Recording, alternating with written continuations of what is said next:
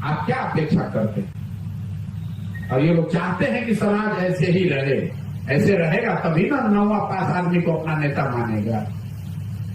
बिहार में जो आदमी शर्ट के ऊपर गंजी पहन लिया उसी को हम और आप कहते हैं कि ये जमीनी नेता है, जिसको भाषा का ज्ञान नहीं है, जिसको विषय का ज्ञान नहीं है, उसी को हम और आप समझते हैं कि ये बिहार का सही नेता है। कोई आदमी पढ़ा लिखा समझदार सेंसिबल बात करने वाला आ जाए तो बिहार के लोग कहते हैं कि नहीं चलेगा यहाँ बिहार में। इसीलिए तो हम लोग की ये दुर्दशा है। भ्रष्टाचार कहाँ नहीं है देश में, नेता कहाँ झूठ नहीं बोल रहे हैं, लेकिन किसी राज्य में देश में ये स्थिति नहीं है, इतनी भयावह स्थिति नहीं है जितनी बिहार में। कोई तमिलनाडु, गुजरात, महाराष्ट्र, कर्नाटक से आकर बिहार में मजदूरी कर रहा है, कहीं देखा है आपने? आपके हमारे बच्चे रोज ट्रेन में, बस में जानवरों की तरह बैठकर रोज मजदूरी करने जा रहे हैं। हम लोग की ये दुर्दशा है और हम लोग जबरदस्ती जिसको कहते हैं मुंहजोरी कर रहे हैं कि हम बहुत अच्छे। आप अच्छे थे।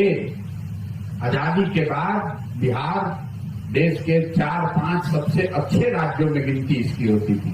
आज आप 28वें नंबर पर हैं। बिहार में और कुछ चर्चा हो चाहे नहीं, हर आदमी लॉ एंड ऑर्डर की चर्चा करता है।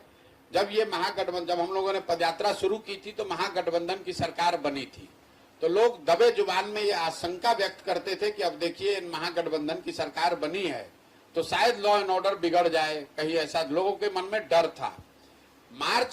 फरवरी मार्च में मैं सिवान में पहुंचा, उसके बाद से रोजाना मुझे कोई ना कोई लॉ एंड ऑर्डर की घटना के बारे में लोग बता रहे हैं।